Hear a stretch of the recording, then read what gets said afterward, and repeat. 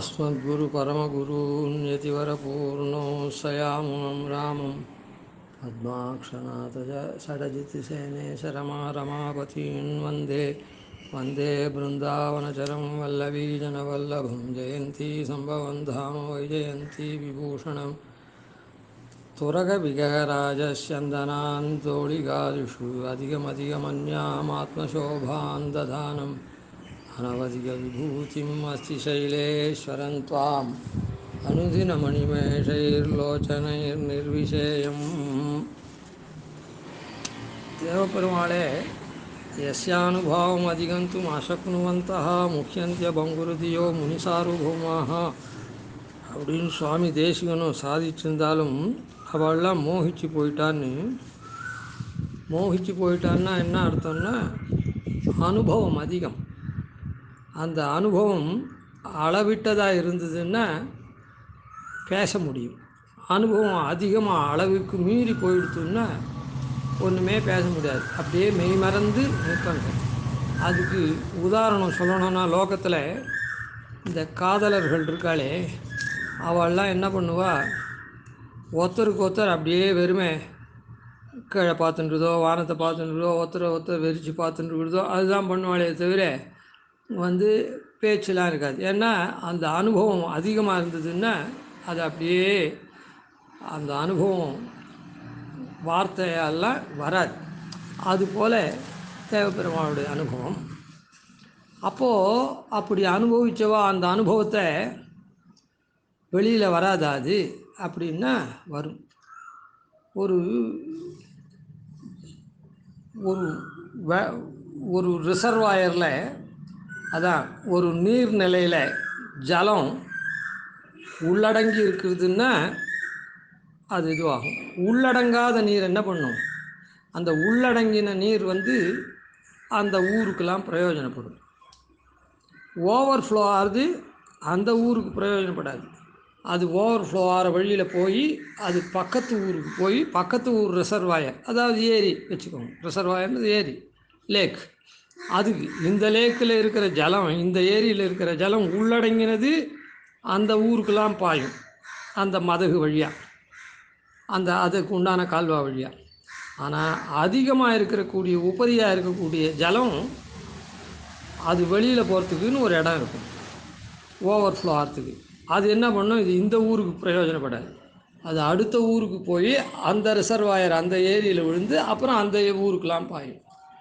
ஆனால் அந்த ஊரில் பாயிற ஜலம் எது, மேலே இருந்த ஊரினுடைய ஏரியினுடைய ஜலம்தான் அந்த ஊர் ஏரிக்கு அப்புறம் அந்த ஊருக்கு பாயிரு. அதுபோல் இந்த தேவப்பெருமானுடைய அனுபவம் நேரம் இருக்குச்சே மோகிச்சு போனவா அந்த ஞாபகம் வெளியூரில் போய் மற்ற பெருமாள்களை பாடச்சே அது வருது பரிவாகமாக. இங்கே பரிவாகம் ஆகிடுச்சு. அதனால் அந்த பெருமாளை சேவிக்கிச்சே அந்தந்த ஊரில் பெருமாளை சேவிக்கிச்சே அவள் பாட்டு பாடிண்டே வரைச்சே அதெல்லாம் வருது. அப்படி அந்த நியாயத்தில் எப்படி உள்ளடங்காத நீர்நிலையினுடைய நீர் கலுங்கல் வழியாக வெளியூர் ஏரிக்கு போய் அதுக்கப்புறம் அந்த நீர்நிலையிலேருந்து அந்த ஊருக்கு பாயிறா போல இந்த தேவப்பெருமானுடைய அனுபவம் மற்ற இடத்துல அது தெரியுது. அது தெரியுதுன்னா நேரம் தெரியுமா, நேரம் தெரியாது. நேரம் தெரிஞ்சால் அந்த பெருமாள் பேரை சொன்னாக்கா அந்த அனுபவம் மட்டுப்பட்டதாக இருக்கும். இது உள்ளடங்காததாக இருக்கிறதுனால வெளியூரில் போய் அந்த ரசம் தெரியும், வெளியூரில் போய் அந்த ரசம் தெரியும். ஆன மாதிரி தான் இந்த தேவப்பெருமாளை பாடியிருக்கார். அதுவும் தேவப்பெருமாளை பாடியிருக்கிறது இந்த வையங்கண்ட வைசாகோத்சவம் அப்படின்னு சொல்லக்கூடிய பிரம்மாவனாலேயே பண்ணக்கூடிய நடத்தப்பட்ட இந்த உற்சவத்தை முதல் நாள்லேருந்து கடைசி நாள் பர்யந்தம் வரிசலாக எல்லாரும் பாடியிருக்கா. ஏற்கனவே சொன்னோம், நம்மாழ்வார் அவை பூத்தராக இருக்கக்கூடிய நம்மாழ்வார் அந்த உற்சவத்தை ஒரு வகைப்படுத்தி வரிசைப்படுத்தி சொன்னார். அதன்படியே ஆழ்வார்கள் தங்களுடைய பிரபந்தங்களில் அந்தந்த உற்சவத்தை பாடியிருக்கா. எப்படி 108 திவ்ய தேசத்தை ஒவ்வொரு ஆழ்வார், அதான் சில ஆழ்வார்கள் அப்படிலாம் பாடி எல்லா ஆழ்வார்களும் பாடினது மொத்தம் சேர்ந்து 108 திவ்ய தேசம். ஸ்ரீரங்காதி க்ஷேத்திரத்தை 200 பாசுரத்துக்கு மேலே பாடி எல்லா ஆழ்வாரும் பாடினார். திருவேங்கடத்தை ஒரு ஆழ்வார் தவிர மற்றவாழ்லாம் பாடி 200 பாசுரத்துக்கு மேலே பாடினா. ஒரு பாசுரம் பாடின திவ்ய தேசமும் இருக்குது. ஆற்றங்கரை கிடக்கும், கண்ணன் கடல் கிடக்கும் அப்படின்னு கவிஸ்தலம் இருக்குது. ஒரே ஆழ்வார் தான், ஒரே பாசுரம் தான் பாடினார். அந்த மாதிரிலாம் இருக்குது.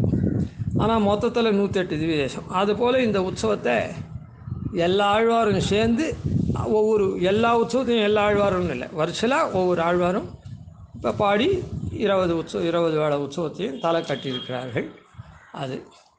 அது ஆழ்வார் எப்படி பாடினார், நம்மாழ்வார் அதை எப்படி ஒரு வருஷப்படுத்தி சொன்னார் இந்த உற்சவத்தை அப்படின்றத சொல்லுவோம். பெரிய திருவந்தாதி நம்மாழ்வாருடைய பிரபந்தம் மொத்தம் 4: திருவிருத்தம், திருவாசிரியம், பெரிய திருவந்தாதி, திருவாய்மொழி அப்படின்னு. அந்த திருவிருத்தம் அப்படின்றது தன்னுடைய விருத்தத்தை சொல்கிறார்.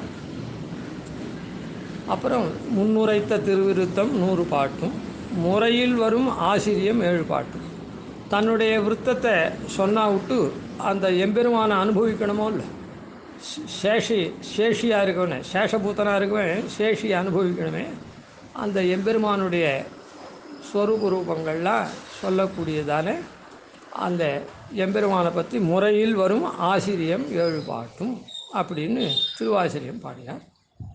அதுக்கப்புறம் மன்னிய நல் பொருள் பெரிய திருவந்தாதி, ரொம்ப பெரிய பொருளெல்லாம் அது உள்ள நிபிடமாக வச்சுருக்குது. அதனால் அதுக்கு பெரிய திருவந்தாதின்னு பேர். அது 87 பாட்டுன்னு சொன்னார். பின்னுரைத்ததோர் திருவாய்மொழி எப்பொழுதும் பிழையற 1102 பாட்டும். அதுக்கப்புறம் பின்னால் சொன்னது கடைசியாக திருவாய்மொழி 1102 பாட்டு. இந்நிலத்தில் வைகாசி விசாகந்தனில் எழில்குறை வருமாறா இறங்குனியே அப்படின்னு சுவாமி தேசிகன் சொல்கிறார். அதில் மன்னியனல் பொருள் பெரிய திருவந்தாதின்னு சொன்னாரே, அந்த பெரிய திருவந்தாதியில் என்ன பெரிய பொருள்லாம் அதில் பொதிஞ்சிருக்கும்னு சொன்னார். அதனால் அந்த பெரிய திருவந்தாதி ஒரு பாசுரத்தில் ஆழ்வார் காலை உற்சவத்தெல்லாம் வகைப்படுத்தினார். காலை உற்சவத்தெல்லாம் வகைப்படுத்தி சொன்னார். அதை இப்போது விவரிக்கலை, ஆனால் அந்த பாசுரத்தை மாத்திரம் சொல்கிறேன். அந்த பெரிய திருவந்தாதி பாசுரம் என்ன அப்படின்னா, அவனாம் இவனாம் உவனாம் மற்றும் பரவனாம் அவனென்னிராதே அவனாம் அவனே எனத் தெளிந்து கண்ணனுக்கே தீர்ந்தால் அவனே எவனேலுமாம் அப்படின்ற பாசுரம். இந்த பாசுரத்தில் கார்த்தால உற்சவத்தெல்லாம் இந்த பாசுரத்தில் சொல்லியிருக்கார். அதாவது ஒவ்வொரு பதத்தில் முதல் உற்சவம் அவனாம், ரெண்டாம் உற்சவம் முதல் உற்சவம் கார்த்தால சப்பரத்தை அவனாம் அப்படின்னு சொன்னார். இவனாம், ரெண்டாம் உற்சவம் கால அம்சவாகனத்தை இவனாம்னு சொன்னார். மூன்றாம் நாள் காலை உற்சவத்தை உவனாம் அப்படின்னு சொன்னார், கருட சேவையை. நாலாம் நாள் காலம உற்சவத்தை பரமபதநாதன் திருக்கோலத்தை மற்றும் பரவனாம் அப்படின்னு சொன்னார். அஞ்சாம் நாள் காலை நாச்சியார் திருக்கோலத்தை அவனென்னிராதே. அப்புறம் ஆறாம் நாள் வேணுகோபாலன் திருக்கோலத்தை அவனாம் அப்படின்னு சொன்னார். ஏழாம் நாள் திருத்தேர் அவனே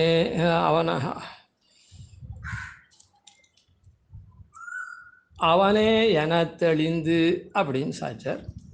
எட்டாம் நாள் காலமே அப்படின்றது மத்தியானம் திருப்பாதாஞ்சாடி திருமஞ்சனம். அந்த திருப்பாஞ்சாடி திருமஞ்சனத்தை கண்ணனுக்கே அப்படின்னு சொன்னார். 9ஆம் நாள் ஆழ்மேல் பல்லக்கு மட்டையடி தீர்த்தவாரி உற்சவம், அதை தீர்ந்தால் அப்படின்னு சொன்னார். அதுக்கப்புறம் 10ஆம் நாள் துவாதச ஆராதனம், அதை அவனே அப்படின்னு சொன்னார்.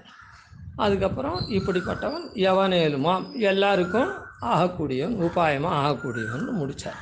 அதனால் இதில் 10 உற்சவத்தையும் சொன்னார். காலம 10 உற்சவத்தை, ராத்திரி 10 உற்சவத்தை திருவாய்மொழியில் மொய்மாம் பூம்பொழில் பொய்கை அப்படின்ற பதிகத்தில் கடைசியில் 3 பாசுரங்கள்னால சொன்னார். அமரர் தொழப்படுவானை முதல் நாள் சாயங்காலம் சிம்மவாகனத்தை, 2ஆம் நாள் சாயங்காலம் சூரிய பிரபை, அனைத்துலகுக்கும் பிரானை. மூன்றாம் நாள் சாயங்காலம் அனுமந்த வாகனம். அமர மனத்தினுள். நாலாம் நாள் சாயங்காலம் சந்திரபிரபை. யோகு உணர்ந்தவன் தன்னோடொன்றாக. அஞ்சாம் நாள் சாயங்காலம் யாழி வாகனம். அமர துணிய வல்லார்கள் ஒழிய அல்லாதவரெல்லாம். ஆறாம் நாள் சாயங்காலம் யான வாகனம். அமர நினைந்தெழுந்தாடி அலற்றுவதே கருமமே அப்படின்னு காமிச்சார். அப்புறம் ஏழாம் நாள் ராத்திரி தேர்லேருந்து திரும்பி வரார். திரும்பி வரச்சே தேர் சம்பாவனை அப்படின்னு பெருமாளுக்கு கல்யாணத்தில் மாமனார் ஆசீர்வாதம் பண்ணுற மாதிரி அந்த இடத்துல சம்பாவனை பண்ணப்படுறது. அந்த திரும்பி வர சந்தர்ப்பம், அந்த சம்பாவனை, அந்த உற்சவத்தை கருமமும் கரும பலனுமாகிய காரணம் தன்னை அப்படின்னு சொன்னார். எட்டாம் நாள் ராத்திரி குதிரை வாகனம்.